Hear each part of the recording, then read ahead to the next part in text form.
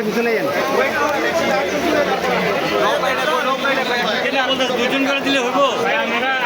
নৌকা বোট নিয়ে এসেছি, তারপরে আমাদের যে পিক আপ সেটা বোর্ডের, এবং আমরা কর্মকর্তারা এখানে থেকে এই বিষয়ে ধরেন যে একটা প্রাকৃতিক দুর্যোগ হঠাৎ হয়েছে, এটাকে তো হঠাৎই একটি পরীক্ষা আমরা বলতে পারবো না। যে আমরা 6 ডিলার ডিসি মহোদয়কে আলাপ করেছি। ছাত্রদের বা ছাত্রীদের তেমন কোনো সমস্যা হয় না, তবে ভিতরে পানি থাকার কারণে কিছু কিছু স্টুডেন্ট দেখা গেছে পড়ে গেছে, তো এরকম সমস্যা হয়েছে।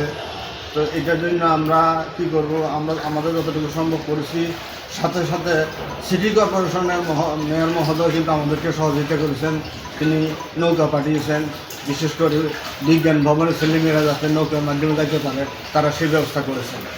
তো পরীক্ষা আল্লাহর রহমতে এখন পর্যন্ত ভালোভাবে চলছে। দেখুন, এই তো একটি দুর্যোগপূর্ণ আবহাওয়ার কারণে এটা হচ্ছে। সারা দেশে আপনারা দেখেছেন যে পানি বেড়ে গিয়েছে। আমাদের কুমিল্লা শহরে গত রাত 2টা থেকে বৃষ্টি হয়েছে এবং এটি 9টা পর্যন্ত টানা বর্ষণ হয়েছে। এই প্রচন্ড বর্ষণের কারণে কিন্তু পানি জমে গিয়েছে। আর পানি এত জমতো না, যেখান দিয়ে আমাদের গঙ্গাজুড়ি খালে যে পানি নিষ্কাশনের যে ব্যবস্থা, যেখানে আমাদের পানিটা যায়, ওই খালেও পানি, প্রচুর পরিমাণে পানি। এখন শহরের পানি এবং গঙ্গাজুড়ি খালের পানি সমান হয়ে গিয়েছে, যার কারণে পানিটা নামছে না। আমরা আশা করি যে খুব দ্রুত সময়ের মধ্যে খালের পানি যখন নামবে, শহরের পানিও নেমে যাবে।